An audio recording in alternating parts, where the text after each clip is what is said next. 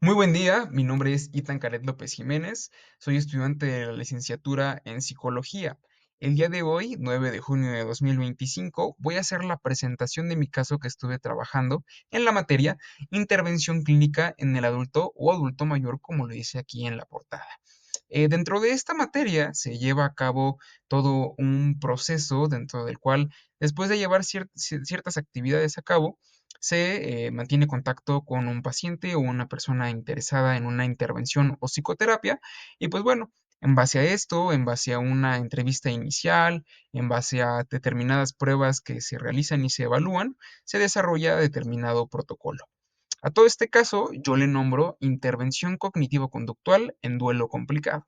Aquí menciono dos variables o dos conceptos que para mí son muy importantes. La primera de todas, la intervención cognitivo-conductual. Todo el enfoque por el cual se trabajó, perdón, toda esta situación, pues fue la terapia cognitivo-conductual y en específico, pues se atendió una situación de duelo. Este duelo que se define como una pérdida significativa que puede tener cualquier individuo, pero en este caso yo menciono que hay un duelo complicado, un duelo que puede llegar a ser patológico.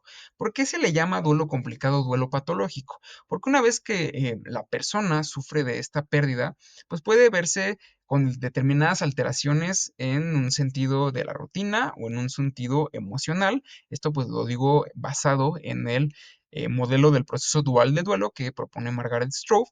Dentro de este, pues habla acerca de cómo las personas que enfrentan una situación de duelo tienen una reestructuración hacia la pérdida y una reestructuración hacia la adaptación, es decir, hacia la parte de la cotidianeidad, las actividades que desenvuelven, y el orientado hacia la pérdida, pues va orientado hacia la parte tipo emocional. Para determinar que hay un duelo complicado, pues tiene que haber alteraciones en diferentes áreas de la vida, la social, la psicológica, la biológica también de alguna forma. Entonces, todo esto lo vamos a ir viendo más adelante y bueno, vamos a comenzar. Primero, como contexto general de lo que se estuvo trabajando, coloco los datos generales del caso. La paciente, IGG, coloco solo las iniciales por motivos de confidencialidad, es una paciente femenina de 61 años. Su estado civil actual es de viuda, lleva más de un año de duelo sufriendo toda esta situación de la pérdida de su esposo, específicamente y hasta la fecha, un año, 5 meses aproximadamente. El diagnóstico que se le da dentro de todo este trabajo y dentro del expediente final, pues se habla acerca de un duelo complicado, sufre de un duelo complicado.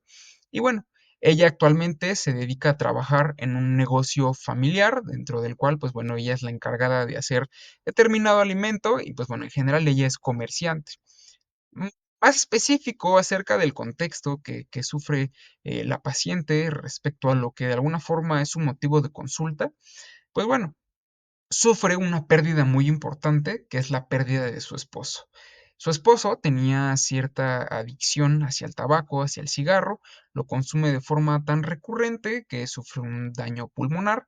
Este daño pulmonar lo lleva a que lo hospitalicen y dentro de esa hospitalización hay una muerte traumática de alguna forma, ya que pues la paciente no puede despedirse de él, no puede siquiera verlo y de un momento a otro le dan la noticia tan fuerte, tan traumante, que pues es que él ya ha fallecido.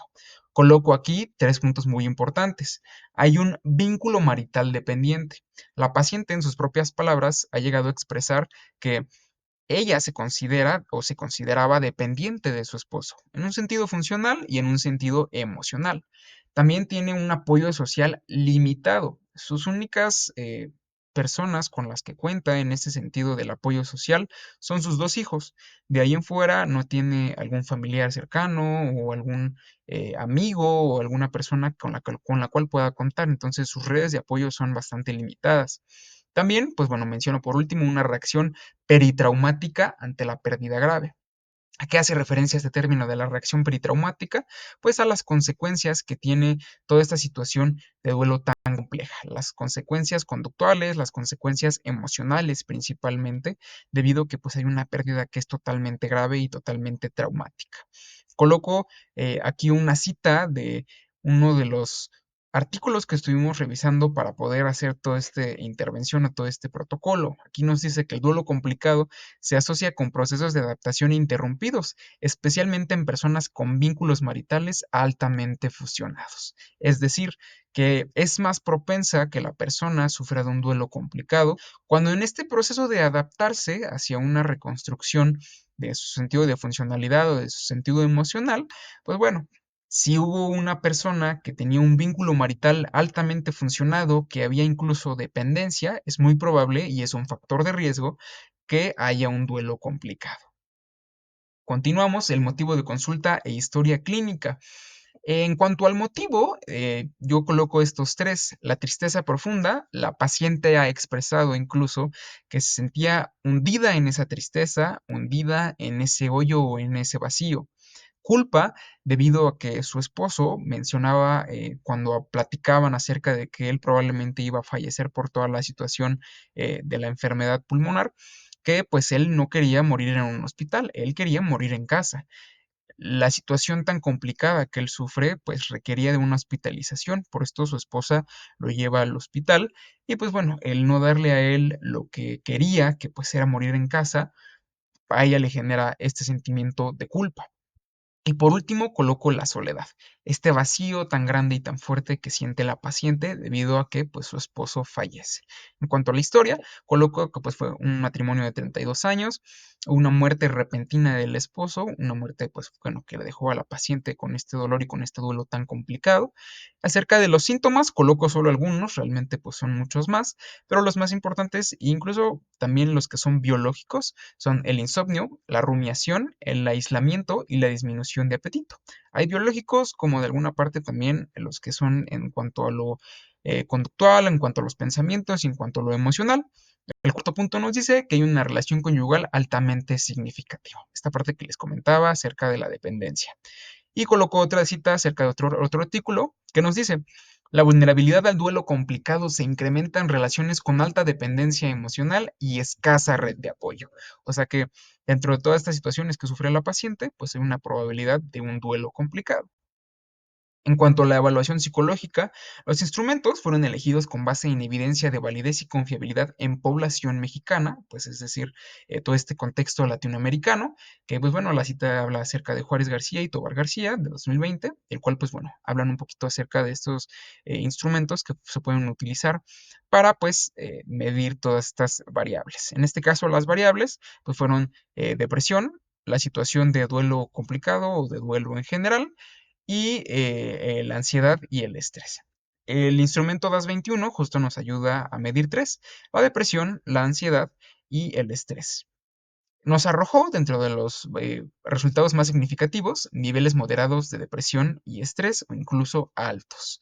En cuanto a los instrumentos que se utilizaron para medir duelo complicado, aquí solo menciono el inventario de duelo complicado IDC, con una alta sintomatología de disfuncionalidad en determinadas áreas de su vida. Aparte de este inventario de duelo complicado, se aplicó el IED y el inventario de Texas revisado, dentro del cual, pues bueno, nos resulta también que pues hay determinada afección en la funcionalidad de las áreas de vida del paciente. Y por último, el BDI de Beck, que nos dice que hay síntomas depresivos consistentes. Acerca ya como tal de todo el modelo por el cual se estuvo dando toda esta atención o intervención, pues bueno, es el modelo cognitivo-conductual o de terapia cognitivo-conductual de Beck y Ellis. Coloco aquí estos dos apartados muy importantes que lo constituyen, que pues es el modelo ABC y análisis de la funcionalidad del paciente. Coloco mediante el modelo ABC algunos de los puntos importantes que presenta la paciente. Hay muchos más, dentro del expediente final se pueden ver, pero yo coloco aquí unos a forma de resumen. Primero, la A, que es el acontecimiento, es la muerte inesperada de su esposo. El B, que son las creencias o los pensamientos, es que no puedo vivir sin él o que fue mi culpa. Esto en palabras de la paciente. Y la C, que son las consecuencias, hay un aislamiento, hay desesperanza y hay conducta evitativa. Todo esto también se determina en conjunto y con apoyo de los instrumentos que se utilizaron para la evaluación psicológica. Acerca de la hipótesis y los objetivos terapéuticos. Como hipótesis, coloco primero que la paciente mantiene creencias disfuncionales que dificultan la aceptación de la pérdida. Esto es muy importante porque después se aplicaron técnicas en específico para tratar toda esta situación. Aparte de esta hipótesis general, hay hipótesis de diagnóstico, como ya las había mencionado, que es la de depresión, la situación de duelo, la ansiedad y el estrés, que de alguna forma son en esta parte de comorbilidad con la depresión que pues se presentó o este episodio depresivo. Coloco después los objetivos terapéuticos específicos. Primero, reconstruir el significado de la pérdida. Demostrarle a la paciente que pues, no se trata de olvidar o de negar la situación, sino de aceptarla y de poder reconstruirla y todo este significado de la pérdida de su esposo para que ella pueda tener esto presente sin que le genere malestar. El segundo, identificar y modificar pensamientos disfuncionales, ya que estos le generan problemas a la hora de la aceptación de la pérdida, perdón. Y también por último, reintegrar actividades placenteras para que pues ella encuentre alguna pasión por la cual se distraiga y genere esta funcionalidad. En cuanto al diseño de intervención, pues bueno, se diseñaron en este protocolo 12 sesiones, se pudieron llevar nada más desde la 4 hasta la 10. No las menciono todas, pero dentro de todas estas se utilizaron diferentes técnicas que fueron muy eficientes a la hora de trabajarlas con la paciente. La primera y muy importante, reestructuración cognitiva. Esta nos ayudó mucho para los sentimientos de culpa, para los sentimientos de inutilidad, para los sentimientos de que no se podía seguir adelante sin el esposo, se reestructuraron todos estos pensamientos y se dieron las herramientas necesarias. Exposición emocional y validación por la DBT, aceptación y vinculación simbólica por la ACT, mindfulness, grounding y respiración diafragmática. Todas fueron herramientas que ayudaron mucho, que tienen relación con las mejoras. Una reducción de la rumiación, mayor regulación emocional y reintegración social gradual.